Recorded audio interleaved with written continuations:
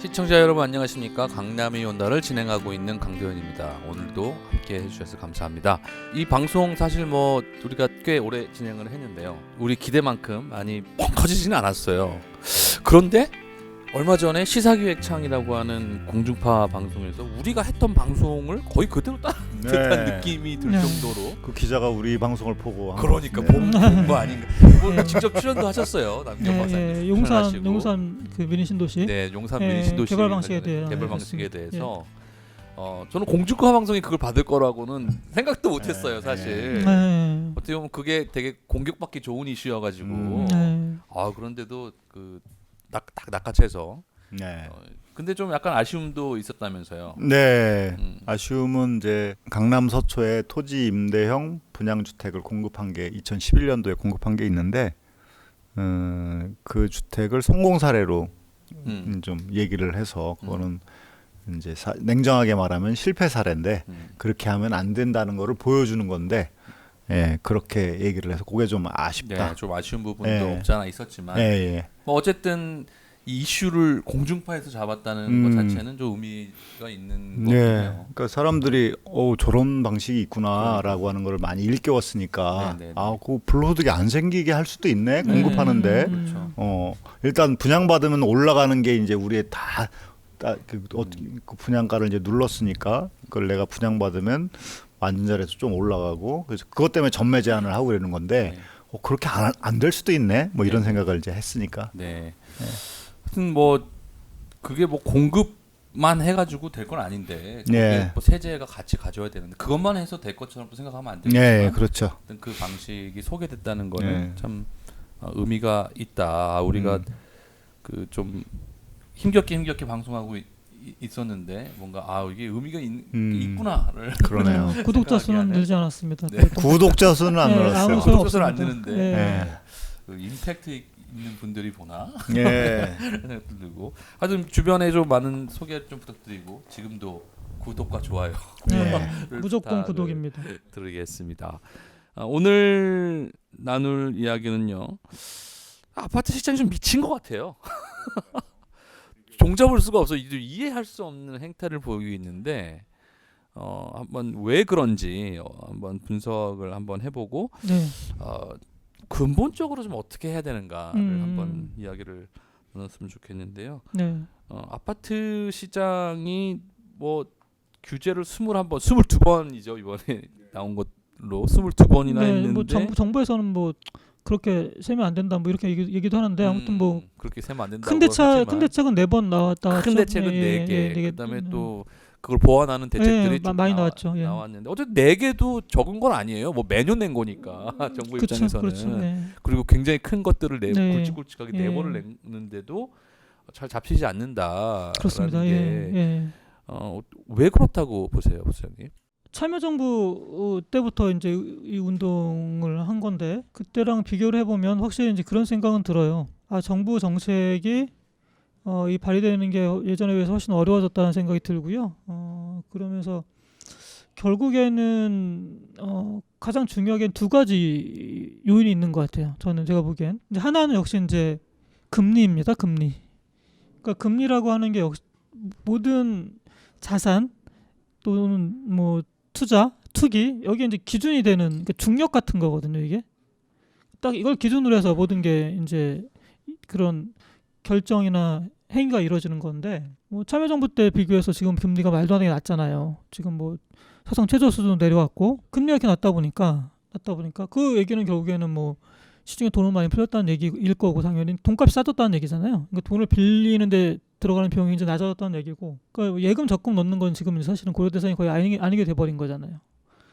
그거에 비해서 좀 나은 상품이 어떤 거냐, 투자처가 어디냐, 계속 이걸 따져보는 거고 사람들이 그것보다 조금이라도 나으면.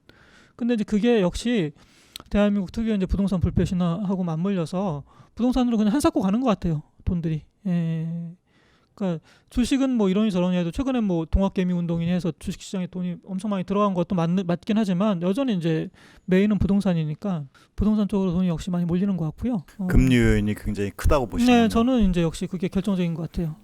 저도 그런 느낌이 강합니다. 저도 동의합니다. 그러니까 이게 역시 결국에 수익률을 따지잖아요, 사람들이. 맞아요. 수익률을 따지는데 이거 굉장히 면밀하게 계산을 하거든요. 근데 예.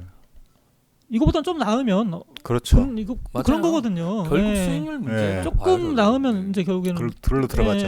그럴 수밖에 없는 거거든요. 그러니까 그 탓이 역시 압도적으로 큰 것 아닐까. 그 우리나라 특유의 그 부동산 불패 신화라고 하는 관성도 있고, 있고 금리도 계속 낮아지고 앞으로 더 낮아질 것 같고. 그러니까 저것도 상당 기간 동안 이제 올라갈 것 같지는 않은 거예요. 더군다나 이제 결국에 뭐 이게 세계 은행이 지금 뭐 사실은 미국의 연방 그 저기 페드잖아요, 페드.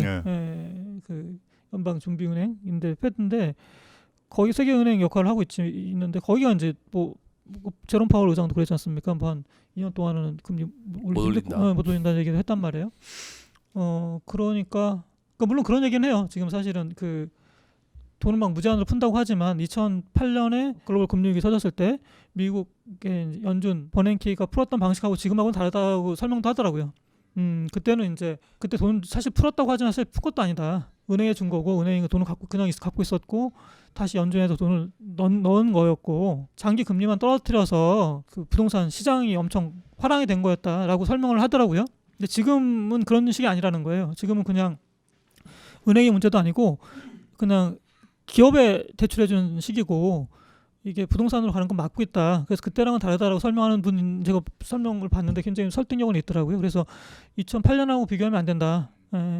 방식이 다르다라고 설명을 하던데 아무튼 뭐 어찌됐든 간에 금리가 낮은 건 맞으니까.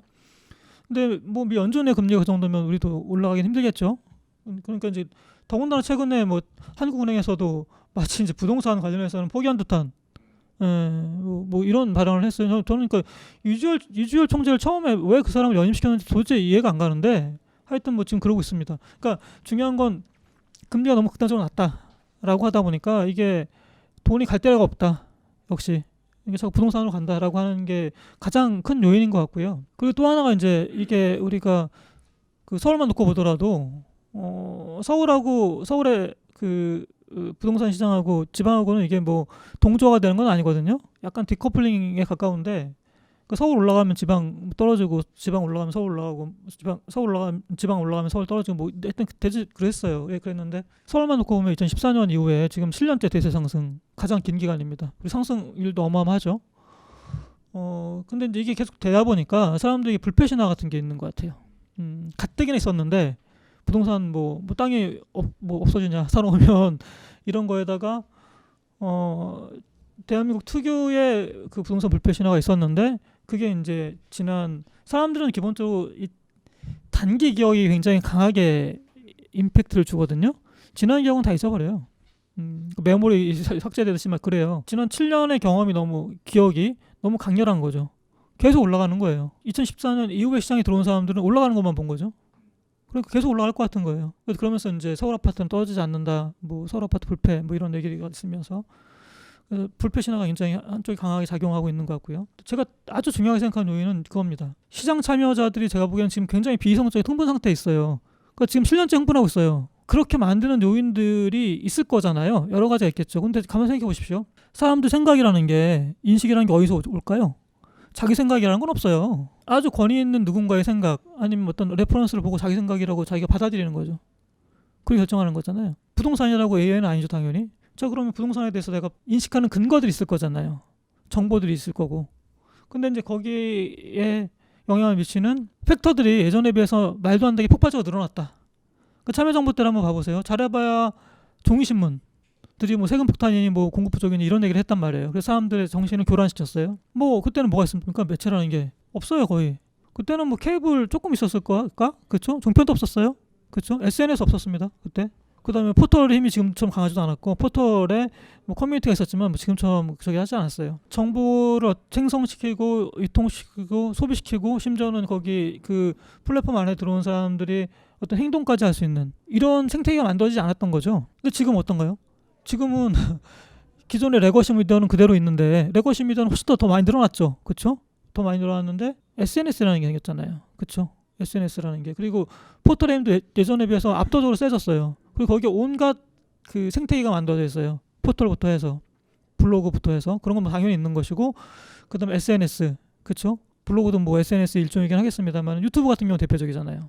그렇죠? 시장 참여자들의 생각에 영향을 미치고 생각을 정보를 주고 그리고 이제 어떤 프레임을 만들고 결정을 촉발시키는 그런 어떤 미디어나 플랫폼이 기존의 레거시 미디어만 있었는데 예전에는 뉴 미디어가 굉장히 폭발적으로 커졌던 거죠. 그리고 그게 거의 한결같이 올라간다. 올라간다. 공급 부족하다. 지금 사라. 내일이면 늦는다. 온통 그런 얘기밖에 없는 거예요. 그리고 좀 떨어지면 거래 절벽이다. 다 죽는다. 이런 얘기하고 기존 레거시 미디어는 레거시 미디어대로 그런 얘기를 하고 뉴 미디어들도 거의 압도적으로 그런 얘기를 하죠. 유튜브 한번 방송 봐보세요. 부동산 관련해서 검색해 보시면 99%가 다 그런 사람들이에요. 저는 좀 굉장히 설득력이 있는 게 이 지점은 아무도 얘기를 거의 안 하는 것 같아요. 그러니까 언론도 뭐 영향을 미치지 요 정도 얘기하는데 그렇죠. 굉장히 중요한 요인으로 지금 지목을 하잖아요. 가만히 생각해 보면 정말 내 생각이 어디 하늘에서 떨어진 것도 아니고 누구한테 영향을 받잖아요. 자기가 뭐 자기 생각이 다 하늘에서 떨어졌겠어요? 자기가 스스로 생성한 것도 아니고. 투자에 대해서는 특히 더 그렇죠. 네. 투자를 하는데 자기 생각으로 투자하는 사람이 어디 있어요? 그러니까 가만히 생각해 정보를 보면 다 맞아요. 취합하죠. 그래서 뭐 내가 집을 사야 되나? 뭐 찾아볼까? 그렇죠. 유튜브? 그렇죠. 오 올라간다네. 그렇죠. 그러니까 이 마음이 조급해지잖아요. 그게 굉장히 저는 그 비이성적 과열, 흥분 상태. 그걸 에너지를 그렇죠. 공급하는 데가 계속 주사를 주는 거예요. 주사를 놓는 데가 뽕을 계속 이게 맞춰주는 미디어다. 거죠. SNS. 이렇게 한번 제가 설명을 드리고 싶은데 이건 하나의 월드고 하나의 그냥 생태계라고 생각하시면 돼요. 그러니까 예를 들어서 뭐 이름을 대면 알만한 이제 그 업계 스타가 슈퍼스타가 있죠. 예전에 생각을 해보십시오. 예전에 참여정부 때 활동했던 그때 그 방면에 그 업계 스타들이 있어요. 근데 그분들이 할 수 있었던 게 뭐가 있을까요? 그 사람들은 미디어에 기고를 하거나, 그렇죠? 아니면 방송에 나가거나, 그걸로 되게 유명세를 탔어요. 그 기회가 많지는 않죠. 예, 레거시 미디어. 그것도 실시간으로 되는 것도 아니에요. 그 사람들이 계속 간직하고 있을 수도 없어요. 그 뭐 이제 그러거나 아니면 자기가 뭐 블로그를 운영하거나 뭐 이런 거 있을 거예요. 포털에 커뮤니티를 하거나 그 정도. 투자 강연에 나가서 얘기를 하거나 책을 팔거나 이 정도였겠죠. 근데 그게 자 보십시오. 지금 SNS처럼 사람들이 실시간으로 계속 뭘 반응을 하고 뭐 계속 들여다보고 있고 뭐 이렇게 본인이 간직하고 있고 이런 건 아니에요. 그런 거는 되게 보면 휘발되는 거지. 근데 지금은 SNS라는 걸로 완벽하게 이게 그 월드가 꾸려져 있잖아요. 그렇죠? 그래서 뭐 페이스북부터 해서 그렇죠? 유튜브, 뭐 팟캐스트 하나의 완전히 이게 그 뉴 미디어 월드가 있어요. 계속 이건 실시간으로 상호 소통하고 계속 간직할 수 있는 거예요. 그런 게 있고 기존의 레거시 미디어는 말할 것도 없고 거기다가 이제 그 강력한 인터넷 커뮤니티가 있잖아요. 그 블로그나 카페, 그렇죠? 카페에서 거기도 얼마나 많은 또 신도들이 있어요. 그 신도들이 있고 이 사람이 또 책을 내요. 투자 강연을 합니다. 그러니까 잘 보세요. 엄청나게 많은 신도들이 있는 거예요. 근데 그 사람들이 투자 강연에 와요. 그런데 투자 강연에 와서 이 사람이 어느 지역에 1,000원에 어떤 아파트가 있다. 굉장히 저평가되어 있다. 그럼 이 사람들이 또 신도들이 우르르 가서 행동에 나서요. 집단 행동에. 갭 투기를 막 하는 거예요. 가격이 올라가요. 그렇죠? 그럼 시장은 또 거기 영향을 받아요. 또 올라가요. 그 주변까지 상승세가 번지죠. 그러니까 무슨 말이냐면 생각을 교란시키고 판단을 흐리게 하는 정도가 아니라 실제로 행동하게 만든다는 거죠. 행동하게 만들고 투자에 결심을 하게 만들고 그 다음에 그 행동이 시장에 또 영향을 주고 그러면서 다시 시장을 교란시키는 이게 완전히 하나의 그 악순환 사이클이 지금 만들어졌다는 거예요. 확실하게. 그러게요. 저는 이제 이태용 부소장하고 같이 방을 쓰니까 이런 얘기를 간혹 듣고 이제 얘기를 했는데 지금 집중해서 얘기를 들어보니까 진짜 너무 나빴다. 그렇죠. 네, 너무 나빴어. 자기가 그렇게 유튜브 이제 조회수 올리고 구독자 수 올리고 그거로 돈도 벌어. 또 책 써서 돈 벌어. 투자 강연에서 또 엄청 벌어. 투자 강연에서 돈 벌어. 근데 사회를 더 나쁘게 만들어. 그렇죠. 예. 그런 거. 근데 그런 사람 너무 많은 거예요. 예. 너무 많은 거예요. 그래서 저는 정부 당국자가 좀 이렇게 명심해야 될 부분이 이런 생각들 많이 하거든요. 이게 비이상적이다. 예. 혹은 시장 메커니즘에 잘 맞지 않는다 이런 얘기 하는데 그게 아니고 부소장님의 분석을 좀 따라가 보면 그게 시장이다. 그렇죠. 예. 맞아요. 그게 시장이. 그 시장이죠. 그게 시장이고 그게 시장의 현실이라는 것을 예. 그러니까 이게 시장은 이건데 지금의 상황이 조금 그 경제학 좀 앱노멀하다. 네. 그러니까 노멀한 상태가 아니다. 이게 네, 아니고 네. 지금 이게 노멀이 돼버렸어요. 맞아요. 그렇게 생각하고 거기에 맞는 맞아요. 정책을 내놔야 되는데 예. 자꾸 그냥 약간 그러니까 그래서 정책이 약간씩 엇나가는 게 아닌가 그러니까 생각이 그것도 드네요. 있는 것 같습니다. 시장에 영향을 주는 그런 미디어들이 굉장히 발달해 있는데 정책 당국자는 그런 그 영향을 주는 요소에 대해서 간과하는 거죠. 간과하거나 굉장히 과소평가하는 네, 거죠. 과소평가하는 거죠. 네. 과소평가하는 거죠. 뭐 그 떠들어봤자 뭐 예, 이런 생각을 하는 것 예, 같아요. 예. 근데 지금 가만히 그 메커니즘 전체 그림을 한번 저도 생각해 보니까 진짜 사람들이 그럴 것 같다. 아, 돈은 있고 그리고 사람들 다 돈을 벌고 싶어해. 그렇죠. 예, 근데 주식은 좀 뭐 위험할 것 같기도 하고. 근데 옛날부터 부동산이래. 예. 한번 찾아볼까? 오, 유튜브 보니까 올라간 1,000원? 나도 가봐야겠다. 투자 강연회 열린다네. 나 그렇죠. 가봐야겠네. 그러면 뭐 버스 대절에서 가는 거예요. 예. 싹싹 예. 매집하고 가격 사실상 올라가고. 금리가 이렇게 낮은 상황에서 뭐랄까 그 안전한 자산이긴 해요. 예. 주식가. 그렇죠. 뭐 없어지나? 뭐. 안전하고 주식보다 수익률도 조금 더 높고 네. 안 할 이유가 없어 네, 사실은. 맞아요. 근데 거기에다가 기름을 붓는 거야. 그렇죠. 근데 그러니까 계속 끊임없이 그 뽕을 주는 거예요. 예, 시장 참여자들한테 맞아요. 이런 자들이 참 예, 너무 이쪽에 나쁘다. 사이비 신도 이만희처럼 저는 이런 자들이 이만희보다 더 나쁘다고 보는데 이만희가 미치는 해악이라는 것도 이루 말할 수 없지만 그건 좀 제한적이잖아요. 네. 근데 이건 모든 시민들을 투기꾼으로 만드는 네. 거거든요. 그래서 이 해악이라는 게 이루 말할 수 없다. 근데 이제 그런 사이비 신도 교주들 내지는 뭐 선지자들이 너무 많다라는 네. 거예요. 그리고 이 사람들이 완벽하게 하나의 생태계를 구축한 거예요. 그리고 그 생태계 안에 들어가면 빠져나갈 수가 없고 그리고 또 그게 시장에 굉장히 강력한 영향을 미치고 있다. 그 자기 실현적 예언이 계속 성취되는 거예요. 그런 거예요. 그러니까 자기 실현적 얘는 선취자밖에 없는 구조예요. 구조예요. 네. 금리가 낮고 예. 그리고 이렇게 많은 사람들이 그 투기의 배에 올라타면 정부로서도 그렇죠.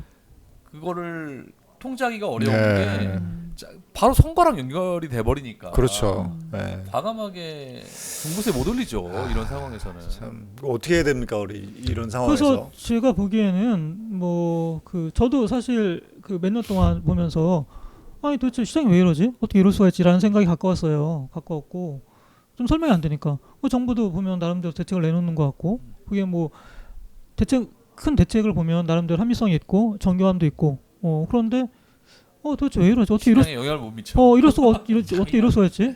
가격이 이런데 어떻게 또 추격 매수가 들어오지? 이해가 안 갔어요. 네. 이해가 안 갔는데 뭐 어쨌든 그건 현실이라고 보고 극단적으로 금리가 낮고 돈 넣을 데가 없고 그러니까 조금이 나오면 부동산에 가는 거다. 그리고 이제 사람들 생각을 지배하는 노인들이 팩터들이 온통 투기로 부추기는 쪽으로만 지금 형성돼 있다. 그게 행동을 유발하는 맞아요. 메커니즘이 거기에 들어있다. 그런 거죠. 그게 단순히 그냥 생각만 지배하는 게 아니라 맞아요. 행동을 지금 촉발화시키고 있다. 그러면서 생각과 행동이 계속 지금 악순환하고 있다라고 보면 맞을 것 같고요. 자 그러면 상황이 이렇다면 기존의 방식대로는 이 시장을 진정시킬 수 없는 거죠. 예. 그러니까 굉장히 근본적이고 그러니까 아주 레디칼하면서 펀더멘탈한 대책이 필요한 거예요 지금은. 그러니까 지금 정부의 대책은 그동안에 보면 굉장히 이게 좀 테크니컬하거든요. 그리고 미시적이에요. 그래서 계속 이렇게 그물을 기어간다는 느낌? 구멍이 나면 이런 느낌이 좀 있어요. 근데 시장 상황이 예전하고 많이 달라졌다. 네, 달라졌다는 거고 그걸 그냥 전제해야 될 것 같아요. 그렇기 때문에 역시 이제 굉장히 펀더멘털하고 레디컬한 대책이 필요하다. 지금은 미시적이고 테크니컬한 대책이 아니라 정말 근본적인 대책이 필요하다. 그러니까 제가 뭐 그런 비유 쓰는 거 좋아하는데 파리가 왜 꼬이겠어요? 똥이 있으니까. 네, 그러거나 아니면 썩은 생선이 있어서 그런 거잖아요. 썩은 생선. 맞아요. 썩은 생선. 썩은 생선을 하니까 훨씬 더 엘레강스하게 들리니까 똥이라고 하는 그러니까 썩은 생선 저도 안 돼. 썩은 생선으로 하겠어요. 썩은 생선이 있어서 그런 거잖아요. 그 냄새가 나니까 꼬이는 거란 말이에요. 네. 자 보십시오. 그러면 썩은 생선을 치우는 게 이게 해법이겠어요? 정답이겠어요? 아니면 거기 모여드는 파리를 때려잡으려고 하는 게 해법이겠어요? 생선을 치워야죠. 네, 너무 당연한 거잖아요. 그러니까 투기해서 돈을 못 벌고 심지어 손해 본다 이렇게 만드는 게 가장 중요한 거죠. 그렇죠. 수익률을 낮춰야. 수익률을 극단적으로 낮추고 그러니까 이게 무슨 금리보다 좀 낮다가 아니라 손해 보겠다 내가. 잘못하면. 네, 손해 보겠다라고 하는 생각을 심어줘야 되는 거죠. 근데 그럴 수 있는 대책이 뭐가 있을까요? 역시 이제 그거는 세금이죠. 부동산 관련 세금이죠. 맞아요. 세금밖에 없다니까. 세금밖에 없어요. 세금밖에 없고 정말 이제 그걸 한사코 이제 피해가려고 했던 거죠. 이 정부는. 그러니까 자 보십시오. 이게 이 정부의 대책들을 보면 기조가 기존에 매물을 갖고 있는 사람들이 매물 던지게 하는 그 압력은 굉장히 약했던 거예요. 그 동안에 그 들고 갈만 했던 거고 뭐 양도세 중간이 뭐 종부세 인상에 얘기를 했지만 그랬던 거고 신규로 그러면 시장에 들어온 사람들 매수세를 차단시켜야 돼요. 근데 그것도 보면은 그동안에 해온 게 있지만 그럼 차라리 처음에 취임 초기에 일시적으로 그렇게 했어야 되는 거죠. 대출 다 자르거나 뭐 그렇죠. 전세자금 대출이든 주택담보대출이든 뭐 굉장히 제가 보기엔 그동안 해왔던 대책들을 일괄 투사했으면 그러니까 이 정부 대책은 대체로 그 후자 쪽에 방점이 찍혀 있었거든요. 그러니까 기존 주택 갖고 있었던 사람을 던지게 하기보다는 새로운 추가 매수세의 유입을 차단하는 쪽에 가까웠어요. 근데 그것도 보면 축차적으로 된 거거든요. 지금 보면 시간을 갖고 차라리 처음부터 그냥 아예 한 방에 갔어야 되는. 그렇죠. 1216이든 아니면 뭐 지금 617이든 처음에 그 2017년 파리 대책 때 이게 가창이 나왔으면 추가 매수세는 제가 보면 굉장히 차단이 많이 됐을 거예요. 그러면 이렇게까지 상상은 못하죠. 근데 자 보십시오. 이게 그 매매 가격에 영향을 미치는 요인들은 굉장히 많지만 단기적으로 그리고 아주 직접적으로 영향을 미치는 요인은 뭐냐면 기존 재고주택이 시장에 얼마나 나오느냐예요. 그렇잖아요. 그러니까 매물은 많고 살 사람 없으면 가격이 떨어지잖아요. 당연히. 너무 당연한 거 아니에요? 근데 이제 그동안에 그럼 서울 아파트 가격은 왜 계속 올랐냐? 매물이 별로 안 나온 거예요. 살 사람은 많고. 근데 가장 중요한 거는 엄청난 충격을 줘서 시장에 매물이 쏟아지게 만드는 게 가장 중요해요. 예. 그래서 자 요약하자면 정부는 기존에 매물 하락하려는 압력이 굉장히 약했다. 이 정부의 대책은 정책 기조는 그리고 신규 매수세가 시장에 들어오는 거 차단하는데도 뭐 성공하지 못한 거죠. 차라리 처음부터 했으면 성공했을 텐데 그동안의 대책들을 한꺼번에 투사해서 근데 그게 계속 빈틈을 주고 시간을 두고 메꿔 오다 보니까 신규 매수세도 계속 들어온 거예요. 시장에 이렇게 저렇게 패가면서 약간 뒷북친 느낌이 있죠. 당연히, 항상 뒷북쳤죠. 네, 뭐. 당연히 그렇죠. 그러다 보니까 이제 아니 보십시오. 갖고 있는 사람들 안 던져요. 시장에 계속 들어오려고 해요. 갖고 있어도 부담이 없어요. 그러니까 안 던지지. 거래가 될수록 가격이 계속 올라가잖아요. 어쩌다 매물이 나오는데 그러면 다 서로 살려고 하니까 거래가 될 때마다 가격이 계속 올라가는 거예요. 그러면서 가격이 다 올라가는 거거든요. 그래서 그거를 이제 결국에는 끊어야 되는데 아까 말씀드렸던 것처럼 상황이 굉장히 안 좋은 거죠. 지금 코로나 쇼크로 실물 경기는 완전히 박살이 났잖아요. 거시지표는. 그리고 어떻게 이게 사실 언제 회복될지도 몰라요. 근데 지금 극단적으로 지금 자산 시장과의 괴리는 벌어진 거거든요. 물론 이제 그게 저는 그럴 수도 있다고 봅니다. 이게 실물 그 경제가 회복이 정말 더딜 것 같다. 이게 예상보다 훨씬 더 그리고 훼손이 훨씬 더 심하고 회복되는 시간도 굉장히 오래 걸릴 것 같다고 하면 제가 보기엔 결국엔 이것도 꺼질 것 같긴 해요. 버블도 꺼질 거예요. 분명히 그게 그 주식이든 부동산이든 계속 그렇게 뭐 극단적으로 실물과 괴리돼서 갈 수는 없으니까 자산시장이라는 것이. 근데 이제 이 정부가 뭐 그걸 기대할 수는 없는 거잖아요. 그래서 정부가 할 수 있는 건 해야 됩니다. 근데 그러려면 아까 말씀드렸던 것처럼 금리가 낮고 지금 사람들이 전부 다 쉽게 말하자면 뽕에 취해 있는 상태인 거예요. 그리고 뽕을 계속 맞춰주는 이 사람들이 너무 많아요. 뽕쟁이들이 지금 네, 너무 많아. 뽕쟁이들이 너무 많아요. 그러니까 어지간해서는 뽕에서 사람들이 깨어날 수가 없는 거예요. 그러니까 결국에는 사람들을 다주택자들을 세금 폭탄의 공포 앞에서 전율케 해야 된다. 라는 게 해법입니다. 아주 표현이 예. 그래서 표현이 예, 뽕쟁이들 뭐 세금 폭탄의 공포 앞에서 전율 네. 떨게 만들어야 된다라고. 그래서 시장에서 황급히 탈출해야 된다. 그 일종 공황 상태로 몰고 와야 돼요. 패닉 상태로. 그래서 매물을 막 쏟아지게 해야 되죠. 그럼 뭐 방법은 간단하죠. 보유세 엄청 높이고, 보유세죠. 예, 보유세 뭐 특례나 공제 다 거의 다 없애고, 보유세 엄청 말도 못하게 높이고, 지금 너무 낮으니까 가파르게 높이고, 그 다음에 양도세 다주택자 중과시키는 거예요. 근데 그 동안에 보면은 혜택을 그 당근과 채찍을 같이 했거든요. 그래서 보유세 높이면 양도세 낮춰주거나 뭐 이제 저기 했는데 그렇게 하는 게 아니에요. 그게 아니고 채찍과 채찍이에요. 보유세도 굉장히 가파르게 올리고 다주택자 양도세 같은 경우에도 지금보다 훨씬 높게 하는 거예요. 높게 아니, 하고 부자들한테 당근을 왜 줘? 그러니까요. 당근. 그러니까 말도 못하게 하니까 이주택자 이상 같은 경우에는 양도 차익 거의 발생 안 하게 하는 거예요. 다 빼고 나면 오히려 손해 보되게. 근데 들고 있을 수가 없죠. 보유세가 높아지니까. 그래서 그 대신에 양도세 중과 시기를 좀 텀을 주는 거죠. 시간을 얼른 던지라고. 던지고 빠져나갈 수 있게 한 6개월이나 5개월 주는 거예요. 빨리 탈출해라. 근데 그 다음부터는 손해 본다라고 하는 거죠. 그러니까 그럼 5, 6개월 안에 매물이 엄청 쏟아질 겁니다. 그리고 또 하나 말씀드리고 싶은 건 임대사업자에 대한 혜택, 말도 안 되는 혜택들 있잖아요. 다 없애야죠. 이거 없애고 임대사업자에 대해서 그렇게 혜택 없애면 지금 뭐 전세 시장이 굉장히 불안해질 수 있어요. 그거는 빨리 그 전월세 신고제, 그다음에 계획갱신 청구권, 그다음에 그 상한제, 임대료 상한제로 전월세 상한제로 눌러야죠. 예, 그거는 흡수를 해야 되죠. 보호를 빨리 하고. 보호 장치 빨리 예, 마련해. 빨리 만들어야 되죠. 아주 급하게. 예. 민주당이 제일 먼저 해야 될 건 이거예요. 지금 부동산 관련 세금 엄청 높이고 그 임대차 3법 빨리 통과시켜야 돼. 이게 가장 중요해요. 이게 안 할 것 같은데. 그게 가장 중요합니다. 그러게요. 그리고 또 하나 해온 거 보면 또 하나 말씀드리고 싶은 거는 1주택자예요. 1주택자 자꾸 실수라고 보호하려고 하는데 이 프레임에서 벗어나야 돼요. 그러다 보니까 자꾸 이제 똘똘한 채 막 이렇게 간단 말이에요. 그러면서 자원이 왜곡되고 계속 끊임없이 이게 투기의 온상 역할을 해요.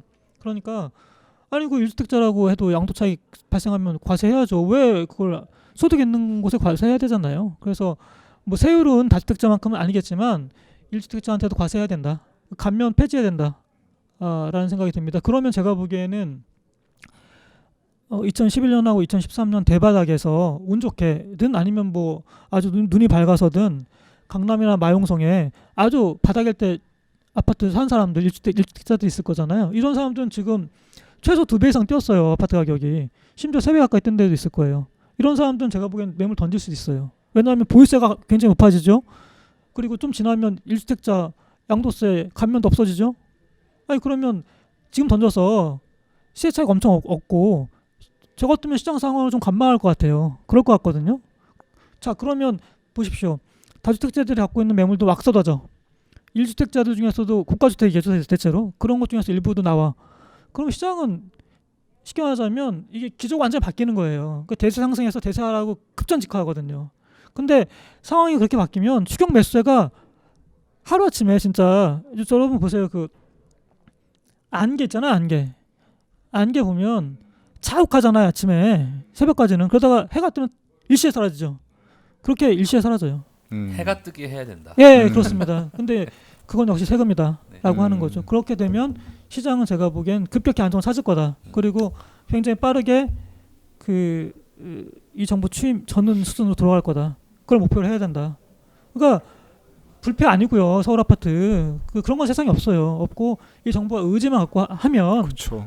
될 수 있습니다. 지금도 문정부에 대한 지지가 높고 또 여당이 압도적인 의석을 가지고 있기 때문에 입법을 빨리 하고 정부 정책을 강하게 발표하면 전 충분히 진정시키고 잡을 수 있다고 봐요. 근데 이제 그럴 의지가 있느냐? 우리 강 대표님, 사회자의 강 대표님이 말씀처럼 지금까지 해온 거 보면 솔직히 저는 신뢰가 잘 안 가요. 의심이. 근데 저는 그건 죽는 길이라고 봐요. 그러니까 지금 보시면 2018년 6월에 지방선거에서 압승한 이후에 그때 지지율이 어마어마했죠. 80% 넘고 그랬는데 그 다음에 지지율이 정말 수직으로 내릴 것이거든요. 그러니까 물론 80%라는 지지율은 말이 안 되니까 빠지긴 할 건데 그렇게 수직으로 급전직할 건 아니었죠. 근데 그때 왜 이렇게 빠졌냐? 부동산 때문에 그런 거예요. 2018년 여름에 부동산 엄청 튀었잖아요. 그런 거고 지금도 그렇습니다. 지금도 60% 넘었다가 지금 50% 밑으로 떨어졌어요. 가장 큰 원인이 부동산이에요. 부동산이에요. 그러니까 이건 죽고 사는 애의 문제고 다음 대선이 걸린 사안이에요. 다른 건 이거가 비교가 안 돼. 견딜 수가 없어요. 그러니까 여기서 지금 이거 못 잡으면 제가 보기엔 다음 대선도 굉장히 위태로워진다. 저는 노영민 사건이 굉장히 상징적이라고 보는데요. 결국 강남에 있는 거 안 팔고 청주 있는 거 팔았잖아요. 그 사람들 개인적 입장에서 봐도 정권은 영원하지 않지만 아파트는 영원하거든요. 그러니까 안 던지는 거야. 그렇지. 강남에 있는 걸 던져야지. 시그널을 얼마나 강력하게 주는 거예요, 그게. 나는 지금 청주하고 여기 강남에 있는 거 있지만 나는 시세 차이 이런 거 포기하고 강남에 있는 거 던진다. 너희들도 해라. 너 저는 시그널이 너무 커요. 노영민이 던진 시그널이. 민주당 안 하겠구나. 뭐 비서실장이 안 하는데 누가 해요, 민주당에서? 네, 뭐 아주 큰 시그널을 던졌다. 이렇게 명확한 해법을 알려드렸는데도 뭐 안 한다면 뭐 그러면 뭐 그건 할 수 없는 거죠. 그건 전적으로 이제 청와대와 민주당의 책임이죠. 그러니까 지금 부수장님이 정리한 그 내용은 그 시민사회에서 산발적으로 지금 이렇게 해야 된다라고 하는 던진 그거를 종합적으로 정리해주고 또 오늘 또 분석에 왜 이러느냐라고 하는 분석에 그 뉴 미디어의 문제를 정확하게 짚어주신 것 같아요. 네, 아주 참 내용이 좋습니다. 일종의 일루전이 아니고 그게 시장이다. 라는 인식을 바탕으로 정치를 해야 될 것 같아요. 네, 맞습니다. 그러니까 이게 뭐 일시적인 이탈 현상이 아니다. 이거 놔두면 그냥 계속 그 방향으로 간다. 맞아요. 생각하고 우리 정부 당국이 정책을 임해줬으면 좋겠는데 솔직히 의심 가는 건 또 어쩔 수가 없습니다. 최근에 어떤 일련의 사건들을 봤을 때 안타까운 상황입니다. 우리 시민들이 좀 더 경각심을 가지고 이 문제를 바라보고 정부에게 요구를 해야 되지 않을까라는 생각이 듭니다. 네, 오늘 아주 흥미로운 이야기, 흥미롭고 또 유익한 말씀해주시는 이태규 부장님 감사드리고요. 오늘 긴 시간 또 함께해 주신 모든 시청자분들께 감사 인사드립니다. 오늘 함께해 주셔서 감사드립니다.